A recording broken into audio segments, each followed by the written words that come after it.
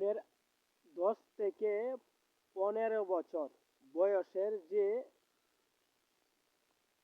তরুণ প্রজন্মের ছেলেগুলা রয়েছে, তাদেরকে আপনি যা শিক্ষা দিবেন তারা কিন্তু তাই শিখবে।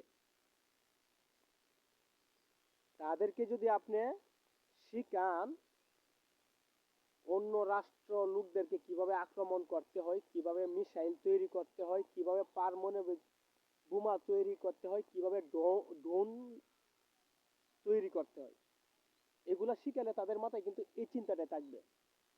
আর যদি তাদেরকে আপনারা হাতের মধ্যে মাদক দ্রব্য গাঁজা তুলে দেন, এবা তুলে দেন, তাহলে তারা এটাই শিখবে। তো তরুণ প্রজন্ম কিন্তু ভাই বেশিরভাগই এখন মাদকা দ্রব্যে আসক্ত।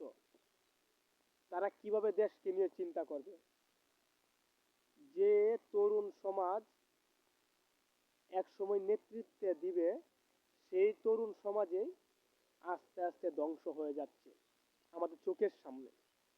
তাদেরকে বাঁচানোর জন্যে সরকারিভাবে সর্বোচ্চ প্রচেষ্টা চালানো। কোথায় এই দ্রব্য সামগ্রী পাওয়া যাচ্ছে, কোথায় গাঁজা পাওয়া যাচ্ছে, মেন হুতা কে, মেন মালিকদেরকে ধরতে হবে কোথায় থেকে আসে। তো আসল লোকদেরকে যদি না ধরে, কাদের কাছে পেলেন, কারা নিশাটা করতেছে, তাদেরকে অযথা চর্চা করেন, তাদেরকে করবেন মানলাম, কিন্তু তার আগে ওদের হাতে কোথায় থেকে আসে সেটা আগে খুঁজে বাহির করতে হবে। তাহলেই দেখবেন ওদের কাছে আর আসবে না, এই নিশা দ্রব্যটাও আস্তে আস্তে কমে যাবে। তাহলে দেশ উন্নত দুয়ারে পৌঁছাবে। যে কথাটা বললাম ভাই, এটা কিন্তু বাস্তবতা, এটা মানতে হবে। তরুণ সমাজকে ছাড়া চিন্তা করা যায় না সমাজ, তারাই আমাদের কর্ণধার।